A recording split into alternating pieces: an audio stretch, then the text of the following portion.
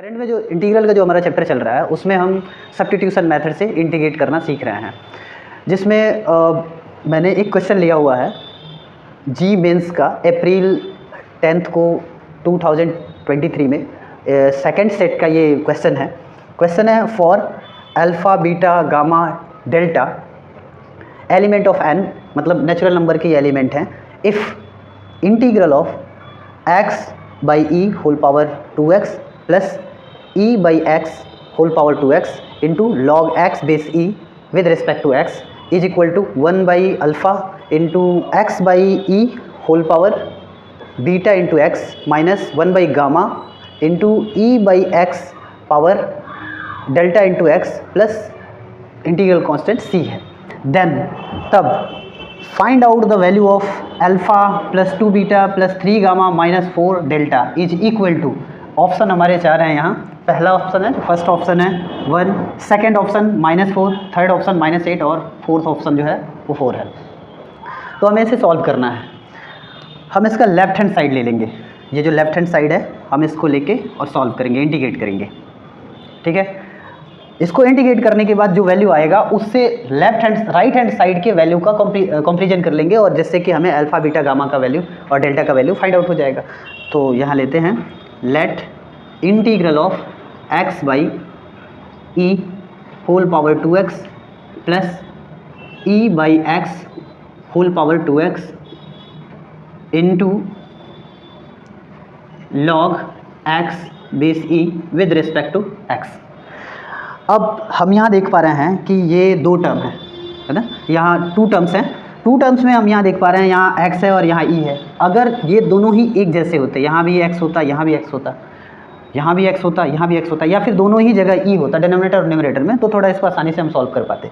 तो इसके लिए आपको मैंने बताया है, और यदि नहीं जानते हैं तो मैं बता देता हूँ। यहाँ हम यूज क्या करने वाले हैं, हम यहाँ यूज करने वाले हैं e power log x base e का जो वैल्यू होता है वो x होता है। यानी x को चाहें तो हम e के रूप में, e के बेस के रूप में कन्वर्ट कर सकते हैं। जैसा कि मैंने यहाँ बताया कि या तो दोनों ही e रहे, नहीं तो दोनों ही x रहे, तो हम x को ही e के रूप में कन्वर्ट कर लेते हैं, ठीक है।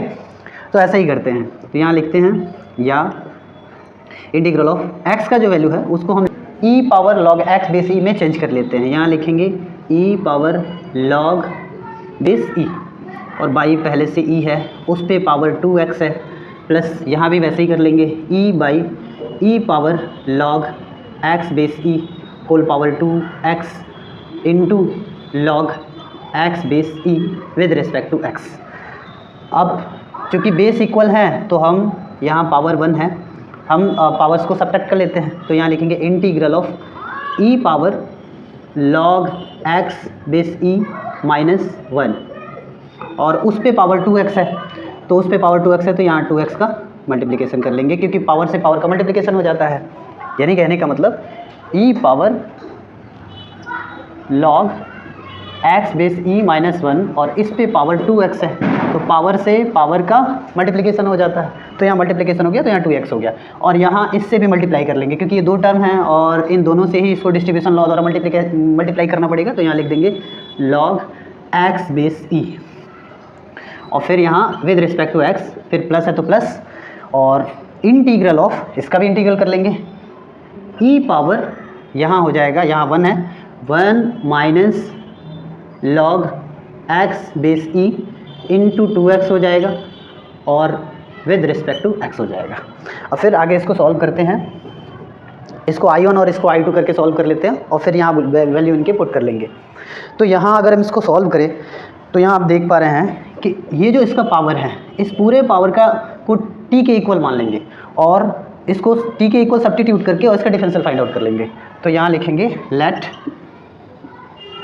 x इंटू लॉग, इसमें से ये जो कांस्टेंट है 2, हम 2 रहने देते हैं, x into log x base e minus 1 को हम t के इक्वल सब्स्टिट्यूट कर लेते हैं। यहाँ लिखते हैं log x base e minus 1 into x is equal to t, और इसको डिफ्रेंशिएट करते हैं, दोनों का x के रिस्पेक्ट में डिफरेंशियल फाइंड आउट करेंगे। इसका इससे भी मल्टीप्लाई होगा, इसका इससे भी, तो इसका जो डिफरेंशियल होगा वो पहला फलन गुणे दूसरा फलन, जैसा कि हम यूज करते आए हैं, तो वैसा यूज करेंगे। पहला फलन गुणे दूसरे फलन का अवकलन, तो log x का जो अवकलन या फिर डिफरेंशियल होता है 1/x होता है, और प्लस दूसरा फलन गुणे पहले फलन का अवकलन, तो x का जो अवकलन या डिफरेंशियल होगा वो 1 होगा, और माइनस यहाँ कितना हो जाएगा 1 is equal to dt by हो जाएगा dx।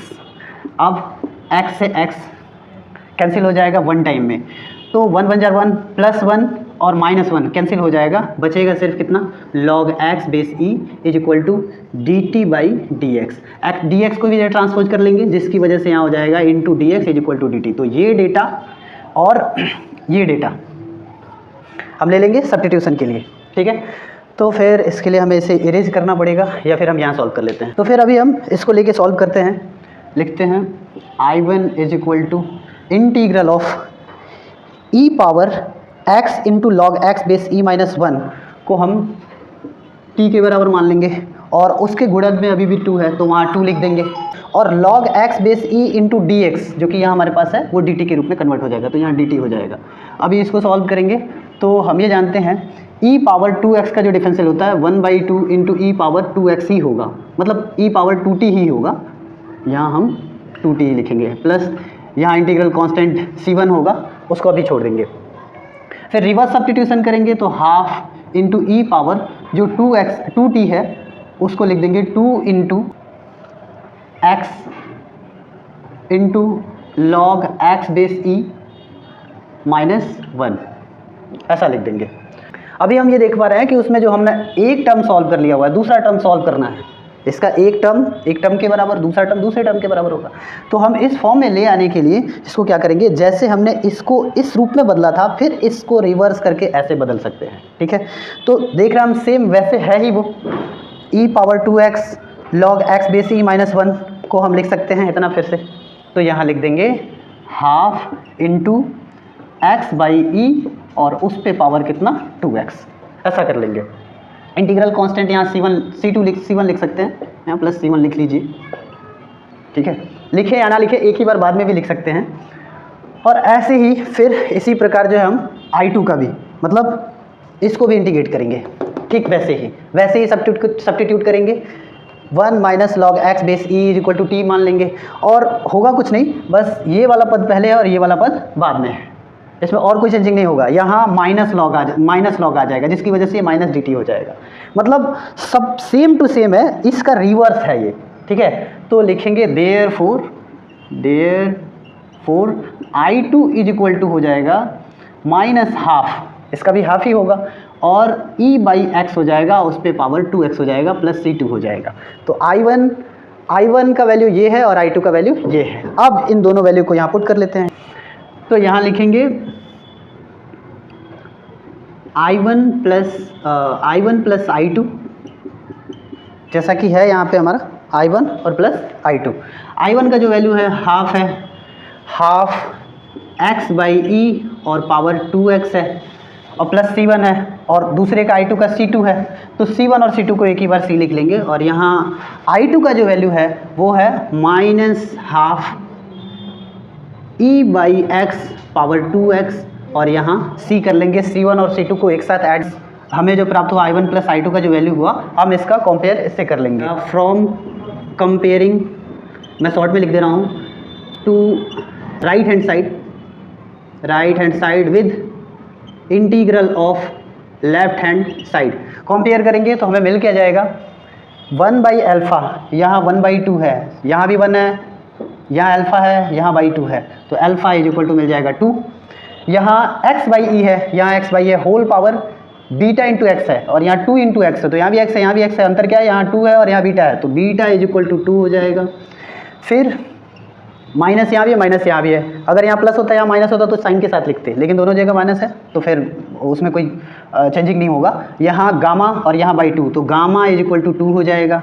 फिर यहाँ डेल्टा है और यहाँ क्या है 2 है, 2x है, तो डेल्टा इज इक्वल टू 2 हो जाएगा। अभी अल्फ़ा बीटा गामा और डेल्टा तीनों का वैल्यू हमें मिल गया है। अब इस वैल्यू को हमें किस में रखना है, इसमें रखना है, ताकि हम इनमें से किसी एक ऑप्शन को चुन सकें। तो अगर यहाँ 2 रखते हैं तो यहाँ 2 होगा, अल्फ़ा का मान 2 प्लस बीटा का मान 2 इंटू 2, बीटा का मान 2 है, प्लस 3 इंटू गामा का भी मान कितना है 2 है, मतलब सबके मान 2 हैं, तो यहाँ 2 लिखेंगे, माइनस 4 इंटू 2 कैलकुलेट करेंगे तो ये 2 होगा, 2 2 जार 4, ये 4 होगा, ये 6 होगा, और ये -8 होगा। अब यहाँ देखिए 2 4 6 और 6 12 हो जाएगा, और 12 से 8 सब्ट्रैक्ट होगा, कितना होगा 4 होगा। तो इसलिए हमारा जो राइट ऑप्शन है, करेक्ट चॉइस होगा ऑप्शन नंबर 4, जिसका वैल्यू भी 4 ही है।